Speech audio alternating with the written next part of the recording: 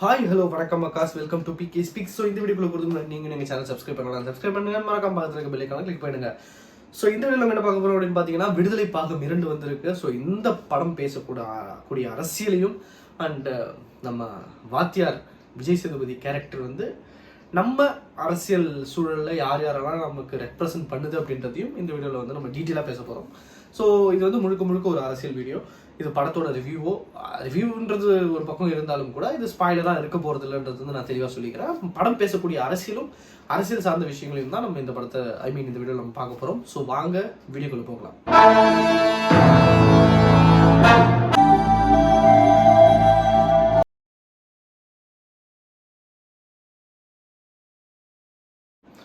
Firstly விடுதலை 2 அப்படின்னு சொன்ன உடனே பெரிய எதிர்பார்ப்பு. வெற்றிமாறன் அவர்கள் வந்து ஒரு சிறந்த படைப்பு கொடுப்பாரு. அதே சமயத்தில் ஒரு அரசியலையும் பேசக்கூடிய நபர்.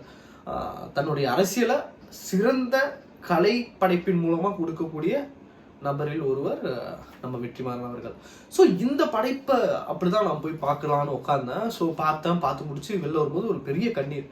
என்ன அப்படின்னா, இவ்வளோ பெரிய கருத்தை, இவ்வளோ பெரிய ஐடியாலஜிஸை, இவ்வளோ பெரிய என்ன சொல்றது தத்துவங்களை ஒரு படத்துல வந்து இந்த மனுஷன் வந்து ரொம்ப அழகாகவும் டீட்டெயிலாகவும் புரியுற மாதிரியும் எந்த ஒரு குறையும் இல்லாத மாதிரி, அதே சமயத்துல படத்துக்கான என்டர்டைன்மெண்ட்டும் இருக்கு, இன்னொரு பக்கத்துல அரசியலுக்கான அந்த ஒரு என்ன சொல்றது அந்த ஒரு கான்டென்ட்டும் இருக்கு. ஸோ இப்படி ரெண்டுத்தையும் வந்து கொடுத்தது வந்து ஒரு பெரிய வியப்பு தான். அந்த அளவுக்கு ஒரு ஆச்சரியமும் சந்தோஷமும் இருந்தது இந்த படம் பார்க்கும்போது. ஸோ கண்டிப்பா நீங்க இந்த படம் போய் தியேட்டர்ல பாருங்க, மிஸ் பண்ணிடாதீங்க. இந்த படம் பேச போற அரசியல், அதாவது இந்த படம் பேசின அரசியல் வந்து இடதுசாரி அரசியல். நம்ம எல்லாருக்குமே தெரிஞ்ச ஒரு அரசியல் தான் இடதுசாரி அரசியல்னா. இப்போ முதலாளி வர்க்கம் தொழிலாளி வர்க்கம்னு ரெண்டு இருக்குன்னா, தொழிலாளி வர்க்கத்து பக்கம் பேசுறது தான் இடதுசாரி அரசியல், முதலாளி வர்க்கம் பக்கம் பேசுறது வந்து வலதுசாரி அரசியல். ஸோ இந்த இடதுசாரி அரசியல்ல என்ன மாதிரியான அரசியல்லாம் பேசுது அப்படின்றத நம்ம கொஞ்சம் டீட்டெயிலாக பேசுவோம். ஃபர்ஸ்ட் விஷயம், இடதுசாரி அரசியல் அப்படின்னு சொல்லும்போது நமக்கு தோன்ற 3-4 தலைவரோட பேர் அப்படின்னா, கம்யூனிசத்துக்கு கார்ல் மார்க்ஸ் அவங்களுடைய பேர் தோணும். அண்ட் சாதி ஒழிப்புக்கு அம்பேத்கர், பெரியார், இவங்க 2 பேரோட பேர் தோணும். பெண் விடுதலைக்கு பெரியார் அவங்களுடைய பேர் தோணும். ஸோ இந்த படத்துல இவங்க 3 பேரோட ஐடியாலஜியும் ரொம்ப அழகாக ரெப்ரசென்ட் பண்ணியிருக்காங்க. அண்ட் தமிழ் தேசியத்தை பற்றியும் முக்கியமாக ரெப்ரசென்ட் பண்ணியிருக்காங்க அப்படின்னு தான் சொல்லி ஆகணும். இப்போ உதாரணமாக சொல்லணும்னா, நம்ம ஹீரோயினை வந்து இதில் ஹேர் கட் பண்ணியிருக்க மாதிரி காமிச்சிருப்பாங்க. ஸோ அதெல்லாமே வந்து ஒரு பெரியாரி ஐடியாலஜியை கொண்ட ஒரு நடத்தி தான் அப்படின்னு சொல்லணும்னு நினைக்கிறேன். ஏன் அப்படின்னா, பெண் அவங்க விருப்பமாக அவங்களோட உடலோ இல்லை அவங்களோட முடியோ அவங்க சார்ந்து அவங்களுக்கு என்ன பிடிக்குதோ பண்ணுறது தான் சரியான விஷயமா இருக்கும் அப்படின்னு பெரியார் வந்து ஆரம்ப காலகட்டத்தில் சொல்லியிருக்காரு. நமக்கு பெரியார் பேசியது எல்லாமே நமக்கு தெரியும். ஸோ அந்த விதத்தில் அந்த பெண்ணோட கேரக்டர் வந்து அந்த ஒரு விஷயத்தை ரெப்ரசென்ட் பண்ணுச்சு, அந்த ஐடியாலஜியை. அண்ட் நம்ம கிஷோர் அவர்களுடைய கேரக்டர், ஆடுகளம் கிஷோர் பண்ணியிருப்பாரு. அவர்களுடைய கேரக்டர் வந்து ஒரு கம்யூனிஸ்டோடைய கேரக்டர். அதை வந்து நிறைய கம்யூனிஸ்டுகள், நமக்கு தெரிஞ்சவங்க, தெரியாதவங்க, நம்ம கேள்விப்பட்டிருக்கவங்க, கேள்விப்படாதவங்க. உதாரணமாக சொல்லணும்னா, எங்கேயோ ஒருத்தவங்க வந்து ஒரு அந்த ரோட்டில் வந்து ஒரு தலித் மக்கள் நடந்து போகணுன்றதுக்காக போராடி உயிர் மாச்சிருப்பாங்க ஒரு காலத்தில். ஒரு கம்யூனிஸ்ட் இயக்கத்தை சேர்ந்த ஒருத்தவங்க, அவங்களையும் உட்பட நான் சொல்கிறேன். ஸோ இப்படி பல போராட்டங்களை முன்னெடுத்த கம்யூனிஸ்ட் சித்தாந்தத்தை கொண்ட ஒரு நபர்களை நம்மளால பார்க்க முடிஞ்சது கிஷோர் அவர்களுடைய கேரக்டர்ல. அண்ட் விஜய் சேதுபதி அவர்களுடைய கேரக்டர்ல பார்க்கும்போது அவங்க தான் தமிழ் தேசியவாதிகளை பார்க்க முடிஞ்சது, கம்யூனிஸ்டுகளை பார்க்க முடிஞ்சது. இதை தாண்டி எனக்கு குறிப்பாக சொல்லணும்னா, விடுதலை சிறுத்தைகளின் கட்சி தலைவர் திருமாவளவன் அவர்களுடைய ஐடியாலஜி விஜய் சேதுபதிக்குள்ள, அதாவது வாத்தியார்ன்ற கேரக்டருக்குள்ள இருக்கிறத என்னால் புரிஞ்சுக்க முடிஞ்சுது.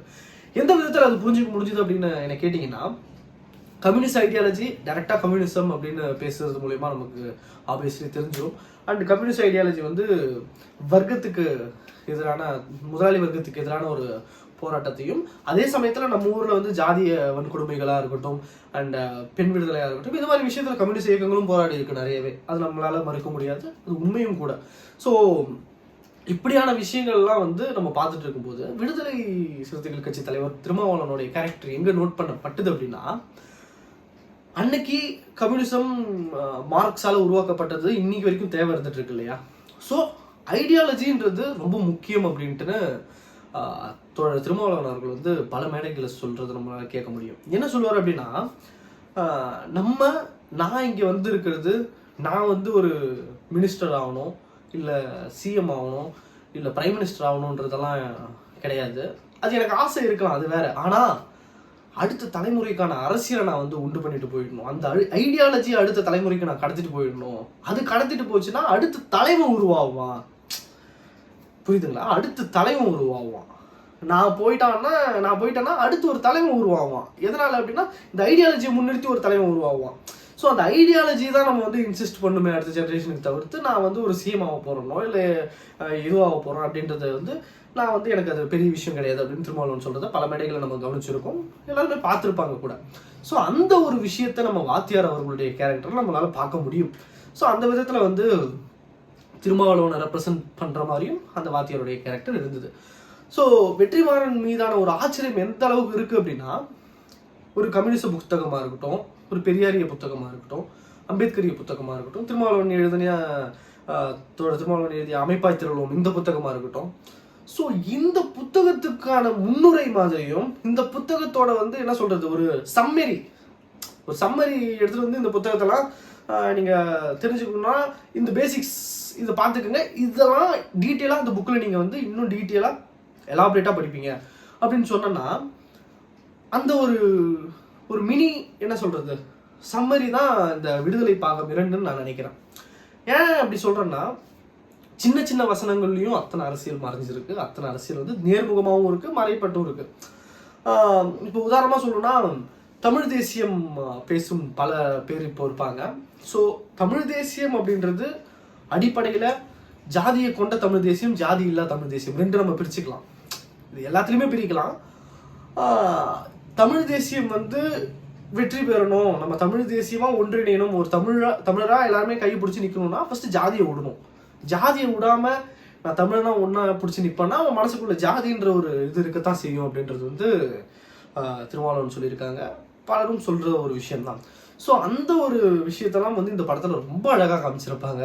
அண்ட் நான் சொன்ன பார்த்தீங்களா, ஐடியாலஜியை அடுத்த ஜென்ரேஷனுக்கு கடத்தணும்ட்டுன்னு அந்த விஷயத்தெல்லாம் கூட இந்த படத்தில் ரொம்ப அழகாக வெற்றிமாறன் அவர்கள் வந்து ஆர்ட்டாகவும் ஒரு பக்கம் ஃபிலிமாகவும் என்டர்டெயின்மெண்ட்டாகவும் அதே சமயத்தில் இன்னொரு பக்கம் ஐடியாலஜிஸையும் திணிக்கிறதா இல்லாமல் ரொம்ப கதையோட ஓட்டத்துக்கு அழகாக சொல்லியிருக்காரு அப்படின்னு தான் சொல்லி ஆகணும்.